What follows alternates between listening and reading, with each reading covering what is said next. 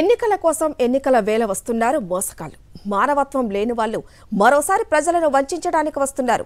జాగ్రత్తగా ఉండటంతో పాటు ఆలోచించి నిర్ణయం తీసుకోండి. మీ పిల్లల భవిష్యత్, మీ జీవితాలు బాగుండాలంటే సంక్షేమ పాలన అందించే మీ బిడ్డను మరోసారి ఆదరించండి వైఎస్ జగన్ రాష్ట్ర ప్రజలను కోరారు.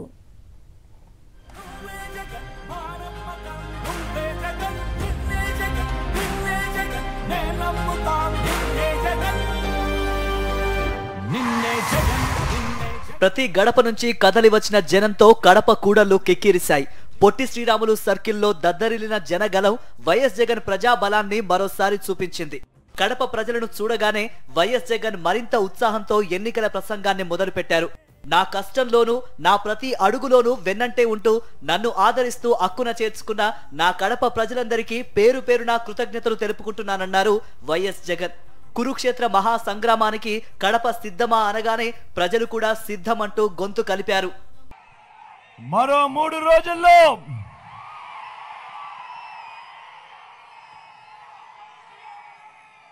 బ్యాలెట్ బద్దలు కొట్టడానికి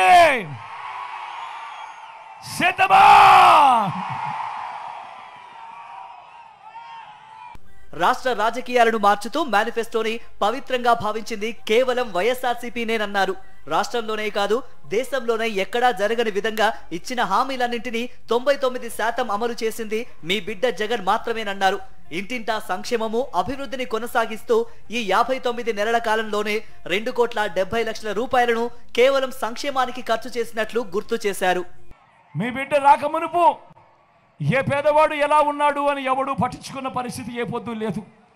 మీ బిడ్డ ఆ పరిస్థితిని మార్చి నా అక్క చెల్లెమ్మల కుటుంబాలకు మంచి జరగాలని గతంలో ఎప్పుడూ జరగని విధంగా మీ బిడ్డ ఏకంగా ఎప్పుడూ చూడని విధంగా మీ బిడ్డ ఏకంగా 2,70,000 కోట్ల రూపాయలు, మళ్ళీ చెప్తా ఉన్నాను, గతంలో ఎప్పుడూ జరగని విధంగా ఏకంగా 2,70,000 కోట్ల రూపాయలు మీ బిడ్డ నా అక్క చెల్లెమ్మల కుటుంబాలకు ఎక్కడా లంచాలు లేకుండా, ఎక్కడా వివక్ష లేకుండా నేరుగా మీ బిడ్డ బటన్ నొక్కుతా ఉన్నాడు.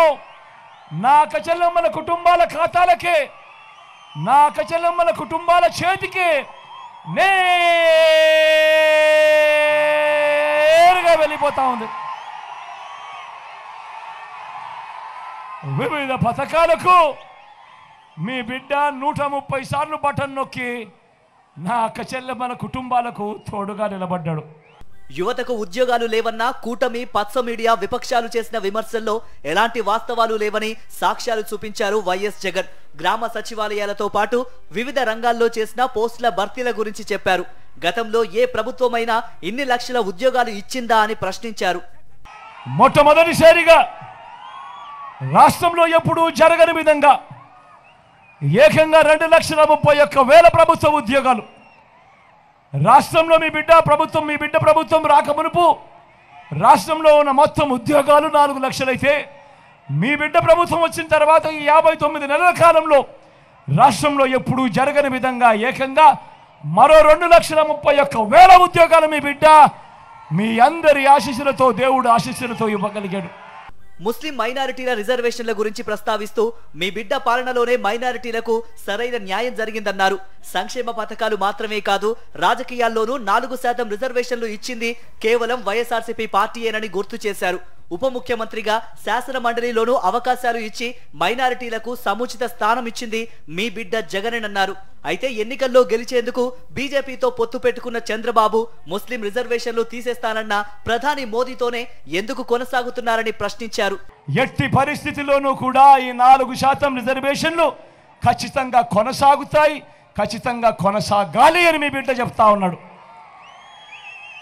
4% రిజర్వేషన్ల విషయంలో అయినా కానివ్వండి, ఎన్ఆర్సీ విషయంలో అయినా కానివ్వండి, సిఏఏ విషయంలో అయినా కానివ్వండి, ఇంకా ఏ అంశంలో అయినా కూడా మైనారిటీల మనోభావాలకు, వారి ఇజ్జత్ और ఇమాన్కు అండగా, వారికి మద్దతుగా, మైనారిటీల పట్ల ప్రేమ చూపిస్తూ మీ బిడ్డ ఎప్పటికీ కూడా వాళ్ళకు తోడుగా ఉంటాడని సందర్భంగా సగర్వంగా తెలియజేస్తా ఉన్నా. మైనారిటీలకు ప్రేమ చూపించే విషయంలో ఒక డిబిటీయే కాదు, ఒక స్కీమునే కాదు, ఒక ఇళ్ల పట్టాలే కాదు, ఒక ఇళ్ల నిర్మాణమే కాదు, షాదీ తోఫా వంటివి మాత్రమే కాదు, ఉర్దూను రెండో అధికార భాషగా ప్రకటించడం మొదలు 4 మైనారిటీలను ఎమ్మెల్సీలుగా, 4 ఎమ్మెల్యేలుగా గెలిపించుకోవడం దగ్గర నుంచి 5 ఏళ్లుగా నా మైనారిటీ సోదరుడు నా పక్కనే, ఉప ముఖ్యమంత్రిగా కూడా నా పక్కనే ఉన్నాడు. అధికారం కోసం అన్యాయంగా రాష్ట్రాన్ని, వైఎస్ఆర్ కుటుంబాన్ని విడదీసిన పార్టీ ఎన్నికల వేళ ఎన్నికల కోసం వస్తోంది. 2009లో నాన్నగారు చనిపోతే ఇన్నాళ్లకు ఇడుపులపాయకు వస్తోందని కాంగ్రెస్ చేసిన అన్యాయాలను చెబుతూ కాస్తంత ఉద్వేగానికి లోనయ్యారు వైఎస్ జగన్. వైఎస్ఆర్ గారి మరణం తర్వాత, నాన్నగారి మరణం తర్వాత ఆయన పేరును, ఆయన రెప్యుటేషన్ను సమాధి చేయాలని చూసిన పార్టీ, ఆయన పేరును ఛార్జ్షీట్లో పెట్టిన పార్టీ, ఆయన కొడుకును అన్యాయంగా 16 నెలలు జైల్లో పెట్టారు. నేను అడుగుతా ఉన్నా, నా 16 నెలలు నాకు ఎవరిస్తారు అని అడుగుతా ఉన్నా. ఇంత అన్యాయంగా జైల్లో పెట్టిన పార్టీ ఇప్పుడు రాజకీయ స్వార్థం కోసం మరింత బరి తెగించి ఆ ఛార్జ్షీట్లో వైఎస్ఆర్ గారి పేరునట, నాన్నగారి పేరునట మనంతట మనమే పెట్టించామంట ఛార్జ్షీట్లో. ఇంతటి దుర్మార్గంగా ఈ మాదిరిగా ఆలోచనలు చేస్తూ, ఇంతటి దుర్మార్గంగా అబద్ధాలను కూడా ప్రచారం చేస్తూ ఉన్నారు అని అంటే ఆలోచన చేయమని అడుగుతా ఉన్నా. అసలు ఈ పార్టీకి మానవతా విలువలు ఉన్నాయా అని, అసలు ఈ పార్టీకి కృతజ్ఞత అనే పదానికి అర్థం తెలుసా అని ఒక్కసారి ఆలోచన చేయమని కోరుతా ఉన్నా.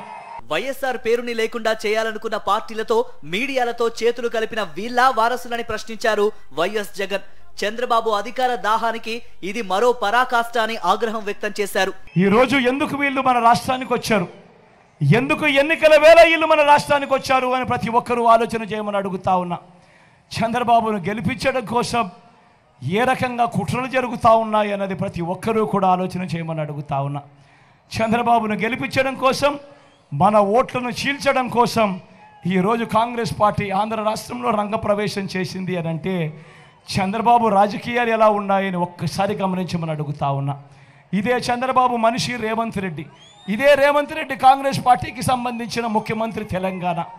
ఒకవైపున పట్టపగలు బీజేపీతో కాపురం చేస్తాడు, రాత్రిపూట కాంగ్రెస్తో కాపురం చేస్తాడు ఈ పెద్ద మనిషి చంద్రబాబు.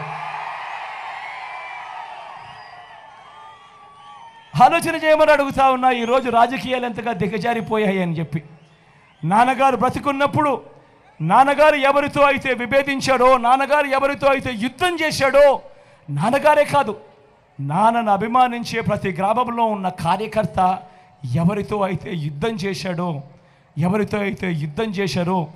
ఇవాళ వైఎస్ఆర్ వారసులను చెప్పుకుంటున్న వాళ్ళు ఇవాళ అదే ఈనాడుతోనూ, అదే ఆంధ్రజ్యోతి రాధాకృష్ణతోనూ, అదే చంద్రబాబుతోనూ ఈరోజు చెత్తా పట్టాలు వేసుకొని ఈరోజు వాళ్ళను గెలిపించడం కోసం మన ఓట్లను విడగొట్టాలని చెప్పి ప్రయత్నం చేస్తూ ఉన్నారంటే ఇంతకన్నా హేయమైన రాజకీయాలు రాష్ట్ర చరిత్రలో ఎప్పుడైనా ఉంటాయా అన్నది ఆలోచన చేయమని అడుగుతా ఉన్నా.